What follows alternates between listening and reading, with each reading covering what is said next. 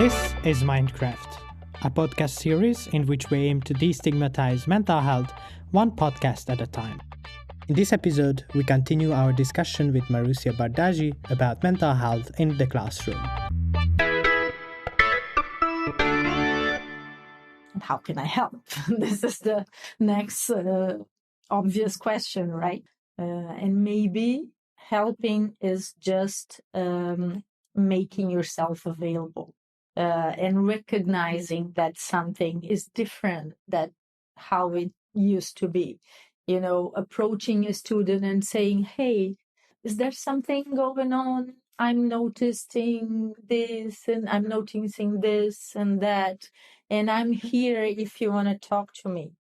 This is the first and maybe one of the most important things in terms of help in first aid, not in treatment, but in first aid approaches. It's being available.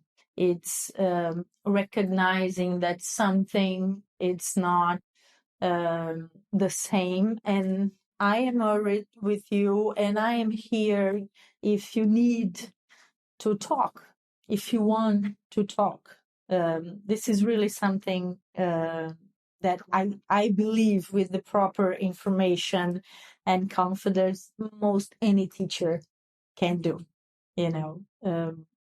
But if I'm talking about myself as a student or as a teacher, the other side of this same first aid, if I am external, I make myself available to you and say, I'm seeing something is not okay. I'm worried with you. I'm here if you want to talk. If I'm the person struggling and suffering, I need to recognize trustable people. And this is something that school environments have to be able to build, you know, having those significant individuals that work as the trustable people to talk to, you know, counselors, school coordinators, someone that is really close to students. Sometimes it's a teacher that is really close to students and have that openness and that, you know, caring characteristic. Sometimes is the classroom director or someone that can be that point of contact, and maybe even a peer student, a peer teacher, if I'm the teacher, and just to say, you know, something is not okay. Can I talk to you? You know, this is my first aid to myself if I am struggling with something. You know, it's recognizing who would be an open and unjudgmental person to talk to. You know, we usually have one or two or three people that we really feel comfortable and trust. So that person can be our first contact. You know, something's not okay with me. I'm struggling with this or with that. I'm having difficulties to deal with this situation. I'm really not okay with that situation. Can we talk? This is from the one side, my side. From the other side, I'm feeling something is not okay. I'm really worried with you, and I'm here if you want to talk. It's open the space. You know, this is really important. I can open the space if I am not feeling okay, and the other person can open the space, making herself or himself available to a friend, to a son or a daughter, to a student, to a peer, teacher, peer, parent. And so we really have to build that network of openness, you know, encourage the speaking, encourage the talking about those issues. You know, sometimes we identified someone that may be struggling with something. we don't interfere, and the parents identify their son or daughter is struggling with something, they don't interfere. I know that I am struggling or having difficulty to deal with something, and I don't open up about it, even with with the people that I have trust and confidence. So this could be the first aid action, towards myself or towards someone that may be having difficulties. And then, of course, recognizing what else is there. Where are the interventions available? Who are the professionals that usually provide those interventions? This is also literacy, knowing places, knowing people, knowing where to go, how to get help, and this is really important as well. Thank you, Marucia. That response leads me to my next question, which is around first aid again, which is one of our key topics for this podcast. And we have often observed that mental health first aid is one of the things that either goes missing or is not followed upon with treatment, as it is in physical health. In physical health, if someone is bleeding, they would use first aid to stop the bleeding and then get treatment from the relevant doctors, hospitals, depending on the type of illness that they have. But often in mental health, the first aid is either not available or not accessible. And then, even if it is not regularly followed up by treatments or by care. How do you think that we can incorporate a good mental health culture and literacy into our schools? Yes, as I was thinking while you were asking the question, there is a big difference between the physical situation and the mental health situation. Is that, of course, we can't make the person go to the next level as we can sometimes, call the ambulance and get that person in the hospital and she or he will be treated. With mental health, we really need to remember that not everyone wants help.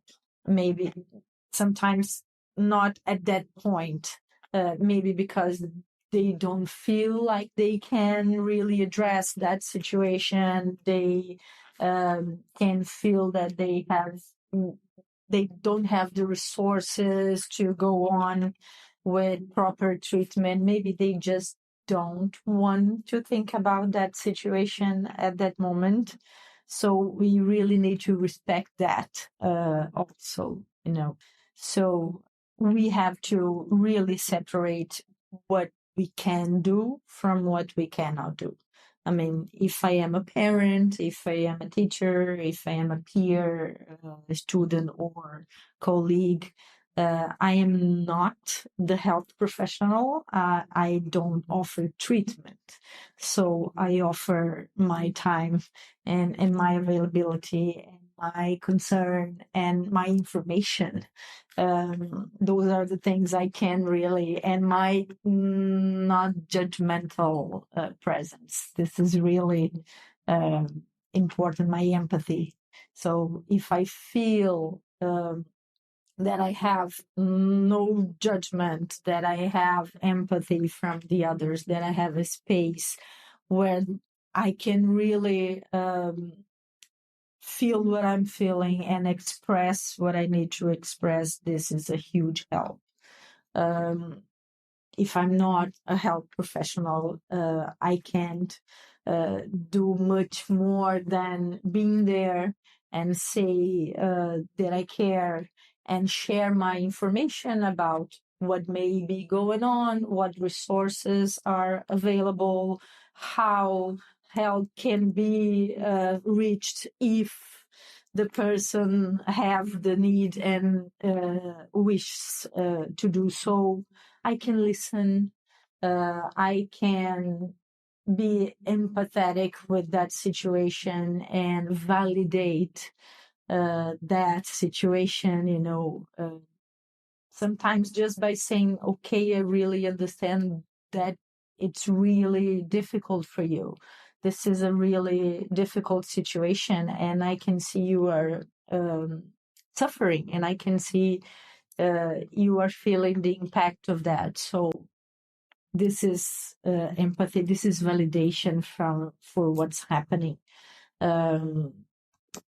One important thing on that first aid is not to prescribe things.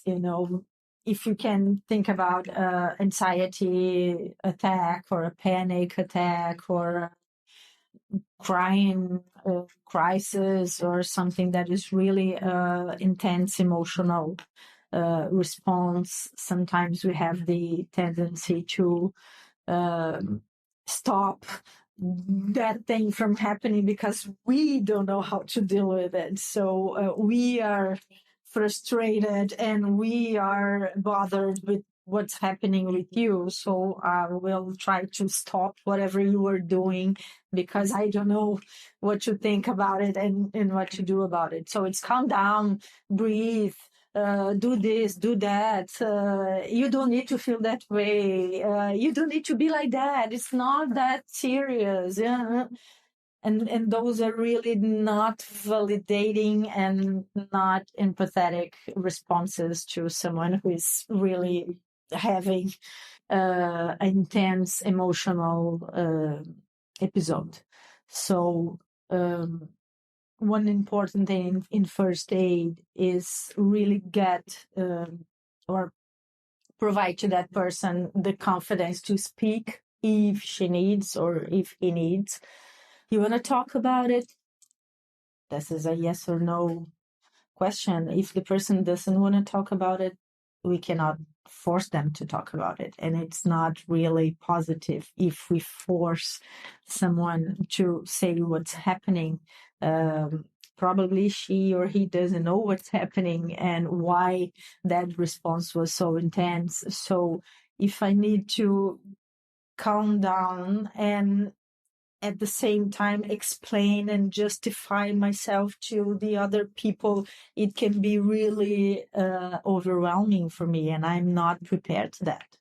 So not asking many questions, not trying to extract reasons and justifications, and no, let it be and give that person a space to express whatever needs to be put out, and then we can try to offer information about resources or places or any different sources of help, of course. If I'm not dealing with intense or really serious episode, it's just a talking, and I am the trusted person that receive an information and would have someone opening up with me about something, I can really try to work on that confidence in terms of I'm here, you can talk to me about whatever you need, validate the feelings and the emotionals I'm seeing. This is really important to you. Maybe it's not that important to me. Maybe I would not react in that same way, but that's being empathetic. I mean, that person have a reason to react like that. So I can be not judgmental, and this is really an important aspect of the first aid. We can actually reassure, how that person, how important or how concerned we are with that person and how we want them to be okay and feel better and be ready to experience the school or the college or the work or whatever the environment is in a better way. So we are here to help and reassure that there is treatment for whatever we can be feeling. We don't need to feel like that forever or for long term. I mean, you can get better. There is help available if you want to, and if you feel it's the moment to get help. It's really important to respect that person's time and confidence. Sometimes I'm not prepared to go on and pursue treatment. So the external environment also have to respect that. Sharing information is really a first aid strategy. I'm not sure that person knows about where she can go, where he can go, with whom to talk, what kind of treatments are available, and I can provide that information if I have that information. So importance of literacy. Make sure that I share with that person all the information I have about whatever is happening, and make myself available to even search for important information if that person has no conditions to do. Those are really first aid interventions, not treatments, but interventions.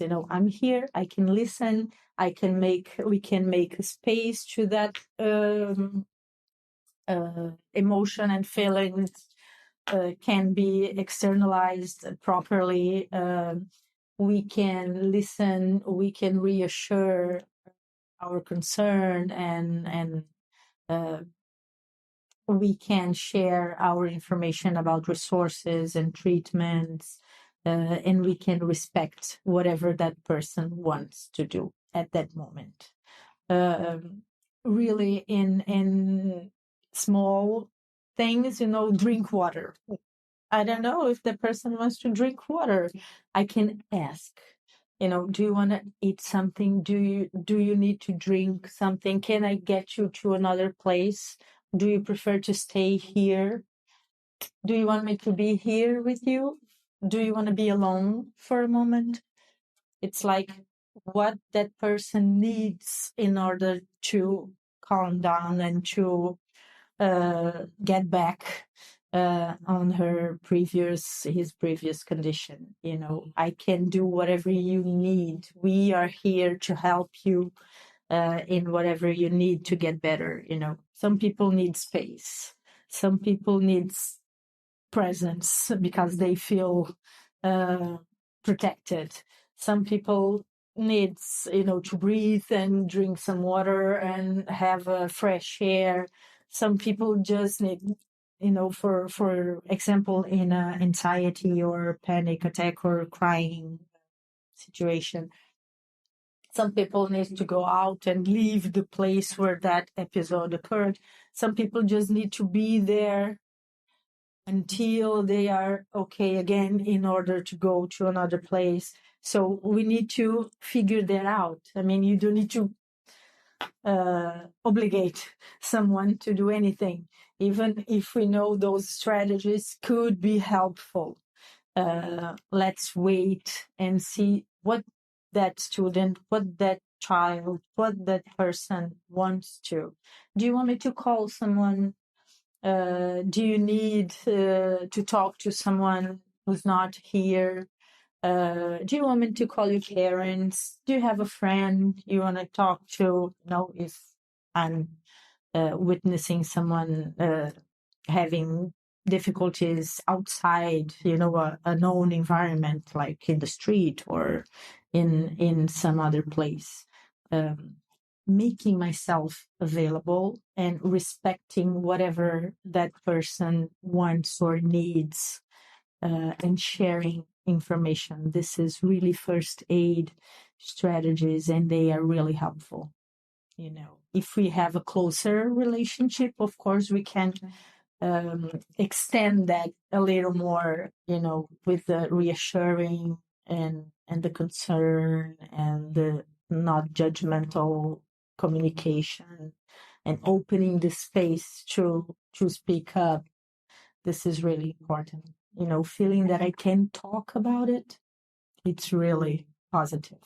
I don't have to shut down and keep it to myself because I don't think anyone would understand. I don't think anyone could listen without criticism or judgment, or telling me what to do, or what I should do, what I should feel.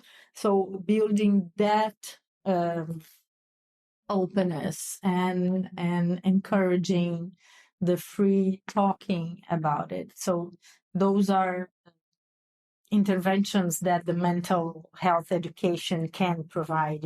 Open some really open spaces to talk about those things, and reinforce the importance of general good habits, like physical exercise, like sleeping well, like eating well, like communication openly with people, like discussing different situations and implications, and talking about behavior, and talking about feelings, and talking about difficult transitions and the impact of those transitions, or family situations and the impact of family, in a general basis, not just with the students or with the person that seems to be suffering. No, to everybody. And in a general term, like we have to talk about it openly in the community, so everyone is more prepared to deal with something that happens with themselves or with others.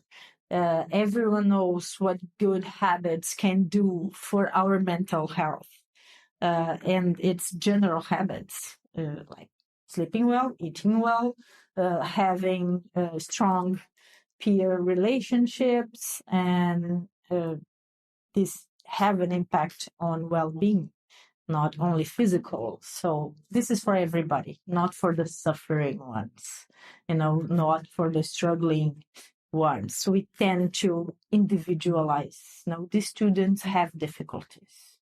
These students have problems at home. These students have learning problems. So we tend to be more alert to those students, but everyone has a mental condition. Everyone has the possibility to be affected by something that happens, and even by something that is not planned, that wasn't really planned. Things happen without us planning. So, and we can be impacted by those situations if we know what to do, if we have a strong confidence and self-esteem. If I promote self-esteem in the school environment, I am promoting mental health. If I promote confidence in school environment, I am promoting mental health. If I prevent bullying from happening, I am promoting mental health and positive relationships. Sometimes we address mental health without knowing, and sometimes we don't without knowing. So this is really the important aspects of it.